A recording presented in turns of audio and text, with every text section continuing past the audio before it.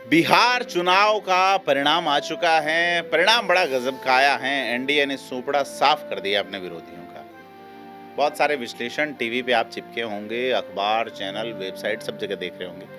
लेकिन अपन बात आज सिर्फ पीके की करेंगे। पीके यानी प्रशांत किशोर। मेरे हाथ में एक किताब है जिसका नाम है मोहब्बत की दुकान, जुमलों के दौर की जानलेवा कहानियां।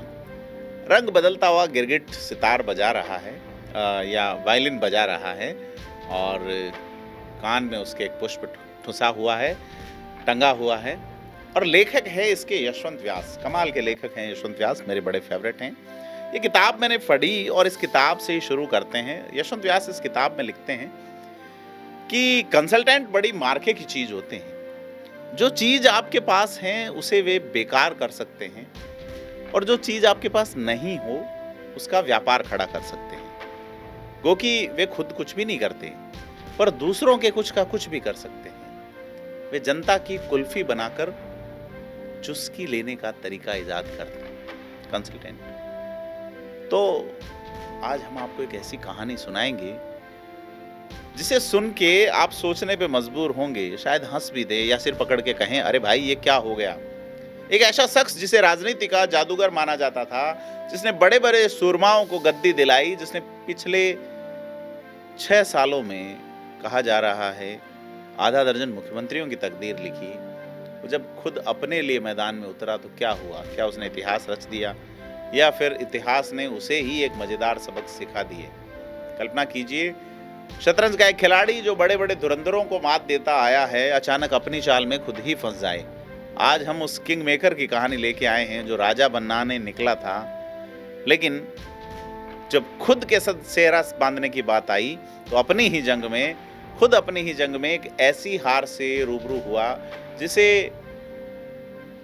सुन के आपको लगेगा कि ये स्क्रिप्ट हॉलीवुड की कॉमेडी फिल्म से कम नहीं है, क्योंकि पर्दा उठाते हैं उस धमाकेदार सियासी ड्रामे से जिसमें दांव पर थी एक शख्स की साख और नतीजे में मिली बस हार। नमस्कार, मैं प्रदीप हूं। आप थिंक 360 देख रहे हैं।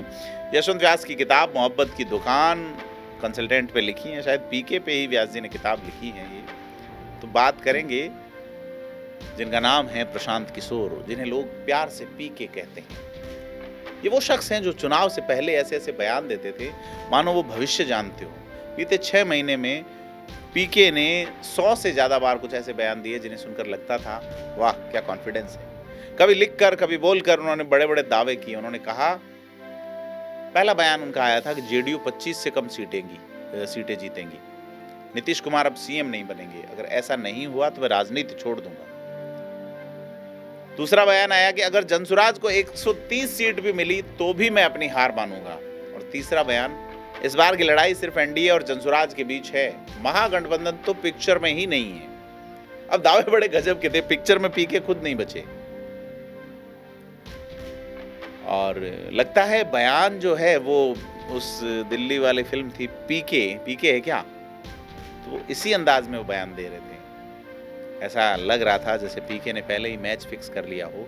लेकिन दोस्तों राजनीति की पिच पर कभी कभी ऐसी गुगली पड़ जाती हैं जो बड़े बड़े बल्लेबाजों को क्लीन बोल्ड कर देती हैं। पीके तो डक पे बोल्ड हुए हैं। अगर आंकड़ों की दुनिया में झांके, जिस शख्स ने कई लोगों को मुख्यमंत्री की कुर्सी तक पहुंचाया हो, पीएम की कुर्सी तक पहुंचने में भी बड़े योगदान उनका कहा जाता है, वो खुद बिहार जीतने निकले तो बी अलग हो गया, उनके हाथ हार मिली। उनकी पार्टी जनसुराज, जिसने दावा किया था कि उनके साथ 1 करोड़ से ज्यादा सदस्य जुड़े हुए हैं, उन्हें 10 लाख वोट भी नहीं मिले। आप सही सुन रहे हैं, 1 करोड़ का कार्यकर्ताओं का दावा था। तो ये तो ऐसा हुआ जैसे आपने बिरयानी बनाने के लिए पूरा शहर बुलाया हो और प्लेट में कुछ दाने चावल हों। तो ये बस शुरुआत थी। पीके की जनसुराज पार्टी ने कुल 238 सीटों पर प्रत्याशी उतारे। इतने सारे कैंडिडेट, मतलब लगा पूरी फौज उतर गई। लेकिन फौज का हुआ क्या है, उसमें से 233 सीट मतलब 98% सीटों पे जमानत जब्त हुई। जमानत जब्त मतलब अपनी एंट्री फीस भी वापस नहीं ले पाए। ये ऐसा हुआ आप क्रिकेट मैच खेलने जाएं और बिना खाता खोले ही पेविलियन लौट आए। और ऊपर से बैट बॉल का पैसा भी आपकी जेब से जा रहा है। और हद तब हुई मडौरा सीट पर, जहां एनडीए के प्रत्याशी का नामांकन ही खारिज हो गया, वहां भी जनसुराज दूसरे नंबर पर नहीं पहुंची। जनसुराज को सिर्फ 2% के आसपास वोट मिले। अब इस आंकड़े को जरा ओवैसी और मायावती की पार्टियों से कंपेयर करें। ऑल इंडिया मजलिस इत्तेहादुल मुसलमीन 28 सीट पे चुनाव लड़ा और 2% वोट शेयर के साथ 5 सीटों पर। वहीं बीएसपी ने 181 सीटों पे चुनाव लड़ा और 1.5% वोट शेयर है, उसके साथ 1 सीट भी। मतलब इन पार्टियों ने कम संसाधनों और कम सीटों के साथ भी पीके की जनसुराज से बेहतरीन प्रदर्शन किया। अब चौबे जी जो है वो छब्बे बनने निकले थे, दुबे भी नहीं रहे। और प्रशांत किशोर के गृह जिले रोहतास की बात करें तो रोहतास में कुल 7 सीटें हैं। एक व्यक्ति जो पूरे बिहार को बदलने का दम भर रहा था, वो अपने ही घर की, अपने ही जिले की किसी भी सीट पर अपनी पार्टी की जमानत नहीं बचा पाया। उसकी अपनी विधानसभा करगहर में जनसुराज को सिर्फ 3% वोट मिले। मतलब अपने मोहल्ले में इज्जत नहीं बची, तो ऐसा हुआ जैसे कोई विश्व चैंपियन बॉक्सर अपने घर में गली के छोकरों से हार जाता है। अब बात करें उनके दावों की। दावा पहला था जेडीयू 25 से कम सीटें जीतेगी, नीतीश कुमार सीएम नहीं बनेंगे, ऐसा हुआ नहीं हुआ तो राजनीति छोड़ दूंगा। पीके 9 नवंबर को इंटरव्यू में कहा था नीतीश सरकार जा रही है, 14 नवंबर के बाद नई सरकार आएगी। 7 अक्टूबर को उन्होंने ये तक कह दिया था कि जेडीयू 25 से कम सीटें जीतेगी, अगर ज्यादा आई तो राजनीति छोड़ दूंगा। अरे भाई, हकीकत तो यह है कि एनडीए ने न सिर्फ सरकार में लौटी बल्कि 200 से अधिक सीटें, पिछली बार से अच्छा प्रदर्शन। और जेडीयू 80 सीटें जीतकर विधानसभा में नंबर 3 से नंबर 2 की पोजीशन पे पहुंच गई।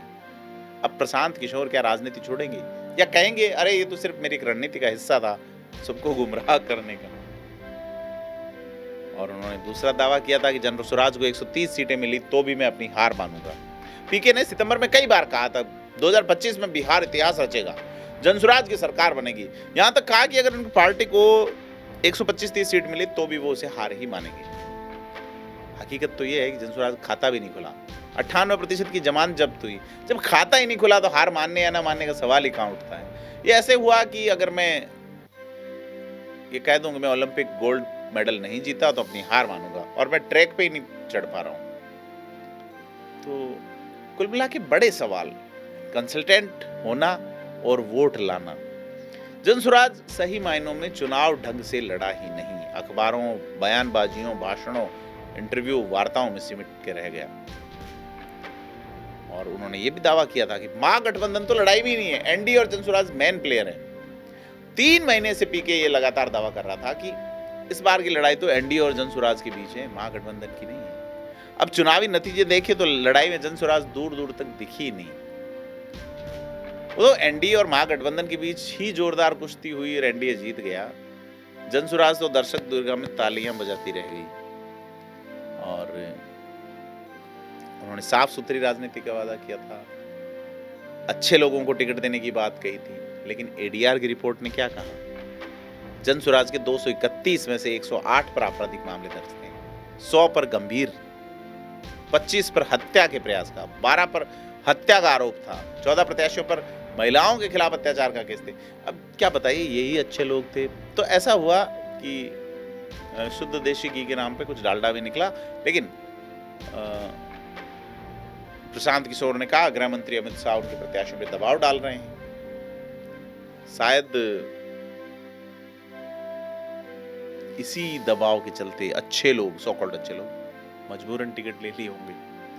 अब पीके की पदयात्रा पे आए। जनसुराज पार्टी का दावा है कि पार्टी बनाने से पहले प्रशांत किशोर ने 5 मई 2022 से 2 अक्टूबर 2024 तक पूरे 1280 दिन 6000 किलोमीटर की पैदल यात्रा की, 5000 गांवों तक पहुंचे, 5000 सभाएं की, खूब प्रचार प्रसार किया, बिहार की खाक छानी। लेकिन नतीजा आग के 3 पात, 0, 0। इतनी लंबी यात्रा, इतनी मेहनत, और हाथ में आया बाबा जी का टुल्लू। उन्होंने दावा किया पूरा चुनावी कैंपेन सड़क मार्ग से, कोई हवाई यात्रा नहीं, हेलीकॉप्टर से प्रचार नहीं करने गए। शायद उनको लगा कि जमीन से जुड़ाव ठीक है, लेकिन भैया कभी कभी उड़ान भरना भी जरूरी होता है। शायद बिहार में हेलीकॉप्टर में कुछ ऐसी जादुई शक्ति होती है, प्रशांत किशोर को पता नहीं था। और हाँ, पैसे की तो कोई कमी थी ही नहीं। 29 सितंबर को प्रेस कॉन्फ्रेंस करके प्रशांत किशोर ने अपनी और अपनी पार्टी की फंडिंग के बारे में बताया था उन्होंने बताया कि 2021 से 23 के बीच जिसने भी हमसे सलाह ली उससे हमने पैसा लिया है। पिछले 3 साल में कांग्रेस ने फीस के यानी सलाह के 241 करोड़ रुपए दे दी। आपको हैरत नहीं होती है सुन के? 241 करोड़ रुपए और सरकार को 18% जीएसटी भी दिया है, फिर 20 करोड़ इनकम टैक्स भी दिया है। और पीके ने कहा कि मैं जो भी फीस लेता हूं उसमें अपना खर्च काट के जो बचता है उसे पार्टी के नाम डोनेट कर देता हूं। और पता है, अपने अकाउंट से जन स्वराज को 98 करोड़ रुपए डोनेट किए हैं। मतलब 98 करोड़ रुपए डोनेट किए पार्टी को और 98% सीटों पे जमानत जब्त। कोरिलेशन क्या नजर आता है? जैसे आपने सोने का हार खरीदने के लिए हीरे बेचे हो और बदले में पीतल का लॉकेट भी नहीं मिला। तो 2 अक्टूबर 2024 गांधी जयंती पे पटना के वेटनरी ग्राउंड में प्रशांत किशोर ने जनसुराज लॉन्च किया। मनोज भारती को कार्यवाहक अध्यक्ष भी बनाया। राजनीति के लिए एक मजबूत प्रोफेशनल टीम भी बनाई। अक्टूबर 2022 से उनकी टीम बिहार के दौरे पे थी। इस टीम में आईटी प्रोफेशनल्स, पूर्व पत्रकार, सोशल वर्कर, मतलब हर तरह के धुरंधर थे। 1300 प्रोफेशनल्स की 25 अलग अलग टीमें पटना से लेकर सभी 38 जिलों में काम कर रही थी। District incharge, district point of contact, विधानसभा लेवल पर डिस्ट्रिक्ट रिसोर्स पर्सन, पूरा जाल था। इतनी बड़ी प्रोफेशनल टीम, इतना तामझाम, इतना पैसा और नतीजा शून्य, सिफर, टाक के 3 पात, 0, अंडा। तो दोस्तों, ये कहानी की हकीकत है। जहां कंसल्टेंट दूसरों के लिए खेल के नाम पे इतना मोटा पैसा लेते हैं, खुद के लिए वो खेल खेलते हैं तो जीरे हो जाते हैं। राजनीतिक पार्टियां भी सोचने पे मजबूर होंगी कि हमारी लहर में हमें कंसल्टेंसी बेच के हमें ही चूना लगा जाते हैं। तो ये कहानी थी जहां एक रणनीतिकार ने सोचा था कि राजनीति के सारे समीकरण बदल देगा, जिसने दूसरों को कुर्सी दिलाई, जिसने सोचा कि वो खुद भी अपनी कुर्सी बना लेगा। लेकिन राजनीति का मैदान कोई शतरंज का खेल नहीं है जहां हर चाल सोची समझी हो। कभी कभी किस्मत भी ऐसी चाल चल जाती है कि बड़े बड़े धुरंधर चित हो जाते हैं। पीके ऐसे ही चित हुए। ये कहानी हमें सिखाती है कि राजनीति में सिर्फ दावे करने से कुछ नहीं होता, ना ही आंकड़ों के दम पे सरकारी महल खड़े होते हैं, सरकार के महल खड़े होते हैं। जनता का मिजाज समझना और उनके भरोसे को जीतना एक ऐसी कला है जिसे दुनिया का शायद कोई भी किंग मेकर किसी किताब या पावर पॉइंट प्रेजेंटेशन से नहीं सीख सकता। प्रशांत किशोर की यात्रा हमें याद दिलाती है कि किंग मेकर होना और खुद किंग बनना, दोनों के बीच जमीन आसमान का अंतर होता है। अब आपके पास कभी कोई आए कि मैं पॉलिटिकल कंसल्टेंट हूँ, किंग मेकर हूँ, तो याद रखिएगा, किंग मेकर अपनी लड़ाई में अक्सर खाली हाथ कर लौट आते हैं। जनता हंसते हुए विदा करती है। अब इस सियासी कहानी पर आप क्या सोचते हैं, कमेंट करके बताएं। वीडियो पसंद आया हो तो लाइक करें, शेयर करें।